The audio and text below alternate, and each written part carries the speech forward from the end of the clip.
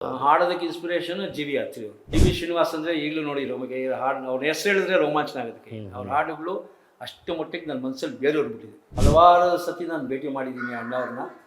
ಅವರು ವಿದ್ಯೆಗೆ ಆ ವಿನಯತೆ ಇವತ್ತರೆಗೂ ನಾನು ಯಾರಲ್ಲೂ ಕಂಡಿಲ್ಲ. ಅದರಲ್ಲೂ ಕೆಲವು ಸತಿ ಏನಾಗುತ್ತೆ ಅಂದರೆ, ನಾವು ಎಷ್ಟು ಉತ್ತಮವಾಗಿರ್ತೀರಿ, ನಾವು ಸರಿಯಾಗಿದ್ದರೆ ಆಮೇಲೆ ಸರ್ಕಾರದಿಂದ ಅದನ್ನು ರಿಟರ್ನ್ ಬಯಸ್ಬೋದು. ಕರೆಕ್ಟ್. ಆ್ಯಂಡ್ ನಿಮ್ಮ ಇವಾಗ ಸಂಗೀತದ ವಿಚಾರಕ್ಕೆ ಬಂದರೆ ಶ್ರುತಿ ವಾದ್ಯಗೋಷ್ಠಿನ ಅಥವಾ ಶ್ರುತಿ ಆರ್ಕೆಸ್ಟ್ರಾ? ಶ್ರುತಿ ವಾದ್ಯಗೋಷ್ಠಿ. ಯಾರು ಸರ್ ಶ್ರುತಿ ಅಂದರೆ? ಶ್ರುತಿ ಅಂದರೆ ಸಂಗೀತಗಾರರಿಗೆ ಪ್ರಮುಖವಾಗಿ ಬೇಕಾಗಿರೋದು ಶ್ರುತಿ ಅಷ್ಟೇ. ಅದು ಬಿಟ್ಟು ಬೇರೆ ಅದು 35 ವರ್ಷದ ಹಿಂದೆ ಯಾರು ಇಲ್ಲ ಅಲ್ಲ. ಆಮೇಲೆ ನನಗೆ ಇವತ್ತು ಇರೋದೇ ಒಬ್ಬಳೇ ಹೆಂಡತಿ, ಒಬ್ಬನೇ ಮಗ, ಒಬ್ಬಳೇ ಸೊಸೆ, ಒಬ್ಬನೇ ಮಗ. 35 ಇಯರ್ಸ್ ಆಯ್ತಲ್ಲ ಸರ್, ಅಲ್ಲೇನಾದ್ರು ಫ್ಲಾಶ್ ಬ್ಯಾಕ್ ಇತ್ತ ಕೇಳಿದೆ? ಏನೂ ಇಲ್ಲ. ಮದುವೆ ಆಗಿ 38 ವರ್ಷ ಆಯ್ತು. S, super sir. 2 ವರ್ಷಕ್ಕೆ ನಾನು ಮದುವೆ ಆಯ್ತು. ಇನ್ಸ್ಪಿರೇಷನ್ ಯಾರು ನಿಮಗೆ ಹಾಡೋದಕ್ಕೆ? ಹೌದು. ಹಾಡೋದಕ್ಕೆ ಇನ್ಸ್ಪಿರೇಷನ್ ಜಿ ವಿ ಆತ್ರಿ ಅವರು. ಓಕೆ. ಅವ್ರ ಧ್ವನಿ ನೀವು ಕೇಳಿರ್ಬೋದು. ಪಿ ವಿ ಶ್ರೀನಿವಾಸ್ ಅವರ ಪ್ರತಿಧ್ವನಿ ಅವರು. ನಮ್ಗೆ ಹೌದು. ಪಿ ವಿ ಶ್ರೀನಿವಾಸ್ ಅಂದರೆ ಈಗಲೂ ನೋಡಿ ನಮಗೆ ಹಾಡು ಅವ್ರ ಹೆಸರು ಹೇಳಿದ್ರೆ ರೋಮಾಂಚನ ಆಗೋದಕ್ಕೆ. ಅವ್ರ ಹಾಡುಗಳು ಅಷ್ಟು ಮಟ್ಟಿಗೆ ನನ್ನ ಮನಸ್ಸಲ್ಲಿ ಬೇರೆ ಹೊರಬಿಟ್ಟಿದೆ. ಇವತ್ತು ನಾನು ಹಾಡು ಹಾಡಬೇಕಾದ್ರೆ ಕಾರ್ಯಕ್ರಮಗಳಲ್ಲಿ ಪಿ ವಿ ಶ್ರೀನಿವಾಸ್ತು, ರಾಜ್ಕುಮಾರ್ ಹಾಡು ಹಾಡೋಷ್ಟು ಕಂಫರ್ಟಬಲ್ ನಾನು ಬೇರೆ ವಾಯ್ಸ್ನಲ್ಲಿ ಇರೋದಿಲ್ಲ. ಅದರಲ್ಲಿ ಯೂಶ್ವಲ್ ಆಗಿ ಸಿಂಗರ್ಸ್ ಯಾರೇ ಆಗಿ ನೀವೆಲ್ಲೇ ಇನ್ಸ್ಪೈರ್ ಆದರೂ ಕೂಡ ಆ ಹಾಡುಗಳನ್ನ ಈ ಸಿನಿಮಾಗಳಲ್ಲಿ ನೋಡ್ತಾ ಇದ್ದಾಗ ನಮಗೆ ಕಾಣಿಸೋದು ವಿಜುವಲಿ ಆ ಆ್ಯಕ್ಟರ್ಗಳು. ಅದ್ರಲ್ಲಿ ಅಣ್ಣವ್ರ ಸಿನಿಮಾ ಅಂತ ಬಂದಾಗ ಯಾರೇ ಹಾಡಿದ್ರು ಕೂಡ ಅವರ ಒಂದು ಭಾವನೆಗಳಲ್ಲಿ ಎಕ್ಸ್ಪ್ರೆಸ್ ಮಾಡಿದಾಗ ಕನೆಕ್ಟ್ ಆಗ್ತಾ ಇರ್ತಿದ್ವಿ. ಸೊ ನೀವು ಈ ಹಾಡುಗಳು ಅದೆಲ್ಲ ಸ್ಟಾರ್ಟ್ ಮಾಡಿದಾಗ 100% ಅಣ್ಣವ್ರ ಸಿನಿಮಾಗಳೆಲ್ಲ ನೋಡ್ತಾ ಇರ್ತಿದ್ರಿ. ಯಾವತ್ತಾದ್ರೂ ಭೇಟಿ ಮಾಡೋ ಚಾನ್ಸಸ್ಸು ಹೋಗಿದ್ದೀರಾ? ಸುಮಾರು ಸತಿ ಘಟನೆಗಳಿದಾವ? ಸುಮಾರು ಶೇರ್ ಮಾಡ್ಕೊಳ್ಳಿ. ಮೊದಲು ನಾನು ಈಗಲೂ ಕರ್ನಾಟಕ ಚಲನಚಿತ್ರ ಕಲಾವಿದರ ಸಂಘದ ವಾದ್ಯಗಾರ ಸಂಘದ ಅಸೋಸಿಯೇಷನ್ಗೆ ಆಡಿಟ್ರು. ಓಕೆ. ಹಲವಾರು ಅಲ್ಲೂ ನೀವೇ ಆಡಿಟ್ರು? ನಾನೇ ಆಡಿಟ್ರು. ಹಲವಾರು ಸತಿ ನಾನು ಭೇಟಿ ಮಾಡಿದ್ದೀನಿ ಅಣ್ಣವ್ರನ್ನ. ಅವರು ವಿದ್ಯೆಗೆ ಆ ವಿನಯತೆ ಇವತ್ತರೆಗೂ ನಾನು ಯಾರಲ್ಲೂ ಕಂಡಿಲ್ಲ. ನಾನು ಇವತ್ತು ಏನಾದರೂ ಟೈಮ್ನ ನಾನು ಮೇಂಟೈನ್ ಮಾಡ್ತೀನಿ ಅಂದರೆ ಅದಕ್ಕೆ ಕಾರಣ ಅಣ್ಣವರು. ಸಾಕಷ್ಟು ಸತಿ ಹೇಳಿದ್ದಾರೆ. ಆಮೇಲೆ ಅವರ ಪಿಕ್ಚರ್ಗಳನ್ನ, ಅವ್ರ ಹಾಡುಗಳನ್ನ ನಾವು ವಿವಿಧ ಭಾರತಿಯಲ್ಲಿ, ಆಕಾಶವಾಣಿಯಲ್ಲಿ ಕೇಳ್ತಾ ಕೆಲಸ ಮಾಡಿಕೊಂಡು ಬೆಳೆದಿರೋರು. ಓಕೆ. ಯಾರದೇ ಚಿತ್ರ ಆಗಲಿ, ರಾಜ್ಕುಮಾರ್ದಾಗಲಿ, ವಿಷ್ಣುವರ್ಧನ್ದಾಗಲಿ, ಶ್ರೀನಾಥ್, ಶಂಕರ್ ನಾಗು, ಅನಂತ್ ನಾಗು, ಅಂಬರೀಷ್, ಹಳೆ ಫಿಲಮ್ಗಳು ತೊಗೊಂಡಾಗ ಸಮಾಜದಲ್ಲಿ ನಾವು ಏನು ಬದಲಾವಣೆ ಬಯಸಬೇಕು, ಸಾಂಸಾರಿಕ ಜೀವನದಲ್ಲಿ ಒಬ್ಬ ತಂದೆ ಹೆಂಡತಿಗೆ ಏನು ಬೆಲೆ ಕೊಡಬೇಕು, ತಾಯಿಗೆ ಏನು ಬೆಲೆ ಕೊಡಬೇಕು, ಸಂಸಾರ ಜವಾಬ್ದಾರಿ ಏನು, ಅಣ್ಣ ತಂಗಿಯರ ಬಾಂಧವ್ಯ, ಅಕ್ಕ ತಮ್ಮಂದಿರ ಬಾಂಧವ್ಯ, ಇದನ್ನೆಲ್ಲ ಸಂಬಂಧಗಳು. ಆಮೇಲೆ ಪ್ರತಿ ಪುರುಷ ಮಹಿಳೆಗೆ ಎಷ್ಟು ಗೌರವ ಕೊಡಬೇಕು ಅನ್ನೋದನ್ನ ಎತ್ತಿ ತೋರಿಸಿದ್ದಾರೆ. ಅದನ್ನೆಲ್ಲ ನಮ್ಮ ಜೀವನದಲ್ಲಿ ನಾನು ಈಗ ಸಾಕಷ್ಟು ಅಳವಡಿಸ್ಕೊಂಡಿದ್ದೀನಿ. ನನ್ನಿಂದನೂ ಸಾಮಾನ್ಯ ತಪ್ಪಾಗುತ್ತೆ. ಆ ತಪ್ಪನ್ನ ತಿದ್ಕೊಳ್ಳೋದಕ್ಕೆ ಎಲ್ಲರೂ ಅವಕಾಶ ಕೊಡ್ತಾ ಇದ್ದಾರೆ. ಇಲ್ಲಿ ನಾನು ಮೊದಲನೇ ಸತಿ ಹೇಳಬೇಕು ಅಂದರೆ, ನನ್ನ ಒಂದು ಇವತ್ತು ಏನು ನಾನು ಸಣ್ಣ ಮಟ್ಟದೊಂದು ಏನು ಕೀರ್ತಿ ಸಂಪಾದನೆ ಮಾಡಿದ್ದೀನಿ, ಅದಕ್ಕೆ ಮುಖ್ಯವಾದ ಕಾರಣ ನನ್ನ ಪತ್ನಿಯವರು. ಅವ್ರು ಇಲ್ಲದೆ ಇದ್ದಿದ್ರೆ ಈ ಸುಮಾರವಾಗಿ ನಿಮಗೆ ಗೊತ್ತಿರ್ಬೋದು, ಯಾವುದೇ ಒಬ್ಬ ಆರ್ಕೆಸ್ಟ್ರಾದಲ್ಲಿ ಸಿಂಗರ್ ಅಂದರೆ ಅವ್ರ ಮನೆಯವ್ರಿಗೆ ಒಂದು ಸ್ವಲ್ಪ ಮುಜುಗರ. ಹೌದು. ಎಲ್ಲರೂ ಕೇಳ್ತಾರೆ, ನಿಮ್ಮ ಮನೆಯವರು ಆರ್ಕೆಸ್ಟ್ರಾಗೆ ಹಾಡ್ತಾರೆ, ಏನು ವ್ಯವಸ್ಥೆ? ಯಾಕೆಂದರೆ ನಮಗೇನು ಅಂದರೆ, ನಮ್ಮ ವಾದ್ಯಗೋಷ್ಠಿಯಲ್ಲಿ ಬಂದು ಹಾಡುವಂಥ ಹುಡುಗಿಯರು ನಮ್ಮ ಮಕ್ಕಳು ಸಮಾನ. ನಾವು ಅದನ್ನು ಅದನ್ನು ಅದೇ ದೃಷ್ಟಿಯಲ್ಲಿ ನೋಡೋದು. ಅವ್ರುಗಳಿಗೂ ಬಂದು ಹೇಳ್ಕೊಟ್ಟಿರ್ತಾರೆ, ಈ ಥರ ನಿಮ್ಗೇನೋ ತೊಂದರೆ ಆಗ್ಬೋದು ಅಂತ. ಇವತ್ತರೆಗೂ ನಮ್ಮ ಮನೆಯವ್ರಿಗೆ ಯಾವುದೇ ಲೇಡಿ ಸಿಂಗರ್ ಆಗಲಿ, ಜೆಂಟ್ಸ್ ಸಿಂಗರ್ ಆಗಲಿ ಫೋನ್ ಮಾಡಿ ಯಾರೂ ಹೇಳಿಲ್ಲ, ಈ ಥರದಲ್ಲಿ ಕ್ಯಾರೆಕ್ಟ್ರಲ್ಲಿ ನಿಮ್ಮ ಗಂಡ ಕೆಟ್ಟವನು ಅಂತ ಯಾರೂ ಹೇಳಿಲ್ಲ. ನಾವು ಆ ಥರ ನಡ್ಕೊಂಬರ್ತೀವಿ. ನಂಬಿಕೆ. ಆ ನಂಬಿಕೆಯಲ್ಲಿ ನಾನು ಉಳಿಸ್ಕೊಂಡಿದ್ದೀನಿ, ಇನ್ನೂ ಮುಂದೆ ಉಳಿಸ್ಕೊಳ್ಳೋಕೆ ಪ್ರಯತ್ನ ಪಡ್ತೀನಿ. ಅವರು ಒಂದು ಆ ತ್ಯಾಗ ನಾನು ಮೆಚ್ಕೋತೀನಿ. Yes sir, thank you. ಹಾಗೆ ಓಡಾಡ್ಕೊಂಡು ನಿಮ್ಮ ಅವಾರ್ಡ್ಗಳೆಲ್ಲ ನೋಡೋಣ. ಅವಾಗ ಹೇಳ್ತಾ ಇದ್ದೀನಿ ನನಗೆ ಸುಮಾರು ಅವಾರ್ಡ್ ಬಂದಿದೆ, ಡಾಕ್ಟ್ರೇಟ್ ಬಂದಿದೆ ಅಂತ. ನಮಸ್ತೆ ಎಲ್ಲ ವೀಕ್ಷಕ ಕಲಾಭಿಮಾನಿಗಳಿಗೆ. ಫಸ್ಟು ನನ್ನ ಮನೆಯವ್ರನ್ನ ಪರಿಚಯ ಮಾಡಿಕೊಡ್ತೀನಿ. ಇಂದಿರಾ ಅಂತ. ನನ್ನ ವೃತ್ತಿಲಿ ಹಾಗೂ ಪ್ರವೃತ್ತಿಯಲ್ಲಿ ಒತ್ತಾಸೆಯಾಗಿ ಹೆಚ್ಚು ತ್ಯಾಗ ಮಾಡಿದ್ದಾರೆ ಇವರು. ನಾನು ಯಾವತ್ತೂ ನಮ್ಮ ಪತ್ನಿಯವ್ರಿಗೆ ಚಿರಋಣಿ ಆಗಿರ್ತೀನಿ. ಯಾಕೆಂದರೆ ಈ ವಾದ್ಯಗೋಷ್ಠಿ ಒಂದು ಪ್ರಪಂಚ ಬೇರೆ ಥರ ಪ್ರಪಂಚ. ಅಲ್ಲಿ ಅಸೂಯೆ, ಈರ್ಷ್ಯೆ, ಮನಸ್ತಾಪಗಳು ಜಾಸ್ತಿ. ಅದನ್ನೆಲ್ಲ ಅವಮಾನ ತಡ್ಕೊಂಡು ನಾನು ಇವತ್ತು ಏನೋ ಒಂದು ಕೀರ್ತಿ ತೊಗೊಂಡಿದ್ದಕ್ಕೆ ಮುಖ್ಯವಾದ ಕಾರಣ ಇದು. ಮೇಡಮ್, ನಿಮಗೆ ಹೇಗೆ ಅನಿಸುತ್ತೆ? ಬೈ ಪ್ರೊಫೆಷನ್ ಆಡಿಟರು, ಬಟ್ ಇರುತ್ತಲ್ಲ ಸಂಬಂಧ ಇಂಟ್ರೆಸ್ಟ್ ಅಲ್ಲ, ಏನು ನಿಮ್ಮ ಯಜಮಾನ್ರು ಹೋಗಲ್ಲ, ಯಾವುದೋ ಜಾತ್ರೆಲಿ ಹಾಡು ಹೇಳ್ತಾರಂತೆ, ಸ್ಟಾರ್ಟಿಂಗಲ್ಲೆಲ್ಲ ಹೇಳೋದು, ಯಾವುದೋ ಮದುವೆಲಿ ಹಾಡ್ತಾರಂತೆ, ಮದುವೆಲೆಲ್ಲ ಅಲ್ಲೇ ಫಸ್ಟ್ ಇದ್ದೇ ಇರುತ್ತೆ ಮನೆ ಕಡೆ, ನಿಮ್ಮ ಮನೆ ಕಡೆ ಅವರು ಇವರೆಲ್ಲ ಏನು ಹೀಗೆ ನಿಮ್ಮ ಅಳಿಯಂದ್ರು ಹಿಂಗೆ ಮಾಡ್ತಾರೆ ಅಂದಾಗ ಹೇಗೆ ಅನ್ಸುತ್ತೆ ನಿಮ್ಗೆ, ಹೇಗೆ ಅನಿಸ್ತಿತ್ತು? ಅಂದ್ರೆ ಬೇಜಾರಾಗುತ್ತಲ್ಲ ಯಾವಾಗ್ಲೂ, ಆ ಥರ ಆಯ್ತು ಹೌದಲ್ಲ ಈ ಥರ ಅಂತ ಇದಾರಲ್ಲ ಅಂತ. ನೋಡೋಣ ಹೇಗೆ ಹೋಗುತ್ತೋ ಹೋಗಲಿ ಲೈಫ್ ಅಂತ ಹೇಳಿ ಬಂದೆ. ಅದು ಅವ್ರು ಅದನ್ನೇ ಉಳಿಸ್ಕೊಂಡು ಬಂದರು. ನನಗೇನು ಯಾವ ಥರದ್ದು ಏನಿದಿಲ್ಲ. ಹಳೆ ಹಾಡುಗಳು ನಮಗೂ ಇಷ್ಟ, ಕೇಳ್ತೀನಿ. ಅಂದರೆ ನಮಗೆ ಸ್ವಲ್ಪ ತುಂಬ ಹೊತ್ತು ಕೂತ್ಕೊಳ್ಳೋಕ್ಕಾಗಲ್ಲ, ಎಲ್ಲೂ ಹೋಗಲ್ಲ. ಅವ್ರ ಶೋಗೆ ಯಾವ್ದಾರು ಹೋಗಿದ್ದೀರಾ ನೋಡೋಕ್ಕೆ, ಹೋಗ್ತಾ ಆರ್ಕೆಸ್ಟ್ರಾ ಎಲ್ಲ ನೋಡೋಕ್ಕೆ? ತುಂಬ ದೂರ ಎಲ್ಲ ಇದ್ರೆ ಹೋಗಲ್ಲ, ಸ್ವಲ್ಪ ನನಗೆ ಆರೋಗ್ಯದ ಪ್ರಾಬ್ಲಮ್ ಇದೆ, ಹಾಗಾಗಿ ಹೋಗಲ್ಲ. ಇಲ್ಲ ಅಂತಂದರೆ ಹೋಗ್ತೀನಿ, ಇಲ್ಲೇ ಇಲ್ಲಾದರೂ ಇದ್ರೆ. ಸೊ ಅವ್ರಿಗೆ ಖುಷಿ ಸಿಗ್ತಾ ಇದೆ, ಮಾಡ್ಕೊಂಡು ಹೋಗ್ಲಿ ಅನ್ನೋ ಥರ, ಅವ್ರ ಖುಷಿಗೆ ಏನು ಬೇಕೋ ಅದು ಮಾಡಲಿ ಅನ್ನೋ ಥರ. ಯಾವುದೇ ಒಂದು ಪ್ರೊಫೆಷನಲ್ಲಿ ನಾನು ಹೇಳೋದೇನು ಅಂತಂದರೆ ಪ್ರಾಂಪ್ಟಾಗಿ ಮಾಡಬೇಕು. ಅದು ಪ್ರಾಂಪ್ಟಾಗಿ ಮಾಡಿದ್ರೆ ಅದರೊಳಗೆ ಯಾವ ಥರದ್ದು ಯಾವುದು ಜಗಳಗಳು ಬರಲ್ಲ. ಇಲ್ಲ ಇವರು ಮಾಡ್ತೀನಿ ಅಂತ ಹೋಗೋದು, ಅಲ್ಲೇನೋ ಇದು ಮಾಡೋದು, ಅವರು ಯಾರೋ ಬಂದು ಯಾವುದೋ ಹುಡುಗಿ ಜೊತೆ ಹೋದ್ರು ಹಾಗೆ ಹೇಗೆ ಅಂತೆಲ್ಲ ಹೇಳೋದು, ಇದೆಲ್ಲ ಆ ಥರ ಆದರೆ ಬರುತ್ತೆ. ಪ್ರಾಂಪ್ಟಾಗಿದ್ದರೆ ಯಾವುದು ಬರಲ್ಲ. ಯಾವ ಕೆಲಸದಲ್ಲಾಗಲಿ ಪ್ರಾಂಪ್ಟಾಗಿರಬೇಕು ಅಂತ ನನ್ನ ಅನಿಸಿಕೆ. Yes madam, thank you madam.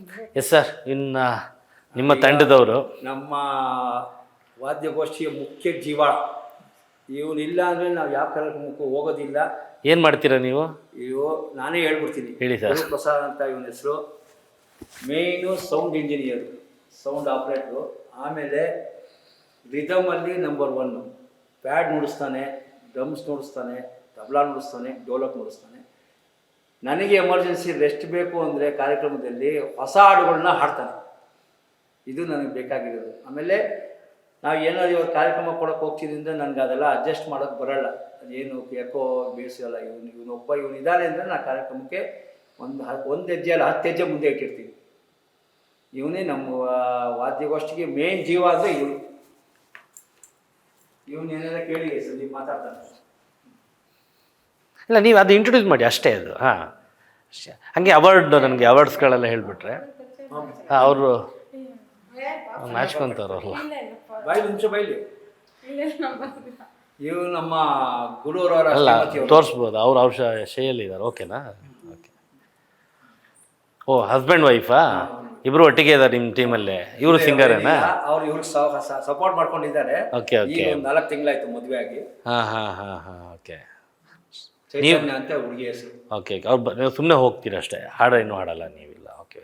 ನಾನು ಬಲವಂತ ಮಾಡ್ತಿದ್ದೀನಿ, ಹಾಡು ಕಲ್ತ್ಕೊ ಅಂತ. ನೋಡೋಣ ಮುಂದೆ ಕಲಿಬೋದು ಏನೋ ಗೊತ್ತಿಲ್ಲ. ನಿಮ್ದೇನಿತ್ತು ಪ್ಯಾಷನ್ನು?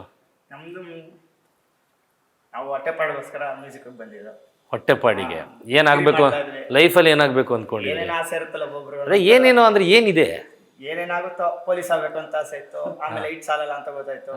ಆಮೇಲೆ ಡಿಗ್ರಿ ಮಾರ್ನಿಂಗ್ ಕಾಲೇಜ್ ಸೇರ್ಕೊಂಡು 11 ಗಂಟೆವರೆಗೂ. ಆಮೇಲೆ ಸಂಜೆ ಏನು ಮಾಡೋಣ ಅಂತ ಆಟೋ ಓಡಿಸೋದು, ಗ್ಯಾರೇಜ್ ಅದು ಇದು ಮಾಡ್ತಾಯಿದ್ವಿ. ಅಕಸ್ಮಾತ್ತಾಗಿ ಆರ್ಕೆಸ್ಟ್ರಾ ಬಂದ್ವಿ. ಓಕೆ. 4 ವರ್ಷ ಹಿಂದೆ ಸರ್ ಪರಿಚಯ ಆದರು. ಸಡನ್ ಆಗಿ ಹಿಂಗೆ ಒಂದಿನ ಪ್ರೋಗ್ರಾಮಲ್ಲಿ ವಾಯ್ಸ್ ನೋಡ್ರೆ PB ಶ್ರೀನಿವಾಸ್ ಥರನೇ ಇತ್ತು. ಏನಪ್ಪ ಹಿಂಗೆ ಆಡ್ತಾ ಇದ್ದಾರೆ ಅಂತ ತುಂಬ ಖುಷಿ ಆಯಿತು. ಆಮೇಲೆ ನೋಡ್ರೆ ಆಡ್ತಾನೆ ಅವ್ರೆ ಒಂದು ಬುಕ್ ಇಟ್ಕೊಳ್ಳೋದು, ಫುಲ್ ಮೆಮೊರಿಲೇ ಆಡ್ತಾರೆ. ಎಷ್ಟು ಹಾಡು, 100 ಹಾಡು ಮೆಮೊರಿಲೇ ಆಡ್ತಾರೆ. ಆಮೇಲೆ ತುಂಬ ಇಷ್ಟ ಆಯಿತು. ಆಮೇಲೆ ನಮ್ಮ ಸೌಂಡು ಇವ್ರಿಗೆ ತುಂಬ ಇಷ್ಟ ಆಯಿತು, ಇವ್ರು ಆಡೋದು ನಮಗೆ ತುಂಬ ಇಷ್ಟ ಆಯಿತು. ಹಂಗೆ ನಮ್ಮದು ಫ್ರೆಂಡ್ಶಿಪ್ ಆಯಿತು. ಆಮೇಲೆ ಸರ್ ಹಿಂಗೆ ಅಣ್ಣವ್ರ ಪ್ರೋಗ್ರಾಮ್ ಮಾಡೋಣ, PB ಶ್ರೀನಿವಾಸ್ ಬರ್ತಡೇ ಮಾಡೋಣ ಹೇಳಿದ್ರೆ ಏನಾದರೂ ಮಾಡು, ನಾನಿದ್ದೀನಿ, ತಲೆ ಕೆಡ್ಸ್ಕೊಬೇಡ, ಕಲಾವಿದ್ರು ಒಳ್ಳೇದಾಗಲಿ ಅಂತ ಮುಂದೆ ಬರೋರು. ಅದು ನಮ್ಮ ಫ್ರೆಂಡ್ಶಿಪ್ ಹಂಗೆ ಬೆಳ್ಕೊಂತು. Very nice, very nice. ಹಾಗಾಗಿ ನಾವು ಜೊತೆಲೇ ಇದ್ದೀವಿ. ಏನೇ ಆದ್ರೂ ಇವಾಗ ಎಲ್ಲ ಥರ ಆಲ್ರೌಂಡರ್ ಇದ್ರೇನೆ ಇವಾಗ ಎಲ್ಲ ಕಲ್ತಿರ್ಬೇಕು, ಸ್ವಲ್ಪನಾರು ಕಲ್ತಿರ್ಬೇಕು. ಸಾರ್ ಬರೀ PB ಶ್ರೀನಿವಾಸ್ ಅಷ್ಟೇ ಆಡ್ತಾ ಇದ್ದಿದ್ದು. ಸಾರ್ ನೀವು ಆಡಿ ಆಗುತ್ತೆ, ಯಾಕೆ ಆಗಲ್ಲ, ಬೇರೆಯವ್ರದ್ದು ಆಡಿ ಟ್ರೈ ಮಾಡಿ ಅಂತ ಆಡಿಸಿ ಇವಾಗ ಒಂದು ಲೆವೆಲಿಗೆ ಬಂದಿದ್ದೀವಿ. ಭಕ್ತಿಗೀತನೂ ಮಾಡ್ತೀವಿ, ಸುಗಮ ಸಂಗೀತನೂ ಮಾಡ್ತೀವಿ. ಬರೀ ಆರ್ಕೆಸ್ಟ್ರಾ ಅಂತಲ್ಲ, ಎಲ್ಲ ಥರ ಪ್ರೋಗ್ರಾಮು ಮಾಡ್ತೀವಿ. ಎಲ್ಲ ಥರ ಪ್ರೋಗ್ರಾಮು ಮಾಡೋಕ್ಕೆ ಸಪೋರ್ಟ್ ಮಾಡ್ತಾರೆ. ಓಕೆ. ಏನು ಬೇಕಾದ್ರೂ ಮಾಡೋ, ನಾನು ಇದನ್ನು ಮಾಡೋಣ. Super super sir. Thanks sir. ಯಾವುದು ಅವಾರ್ಡ್ಗಳು ಇಲ್ಲಿದೆ ಅಲ್ವಾ ಈ ಕಡೆ? ಈ ಕಡೆ ಸಾಹಿತ್ಯ ಪರಿಷತ್ತಿಂದ ಕನ್ನಡ ಸೇವಾರತ್ನ ಅಂತ ಒಂದು ಬೀಳ್ಕೊಟ್ಟಿದ್ದು ಮಾಯಣ್ಣವರು. ಇದು ಡಾಕ್ಟರೇಟಾ?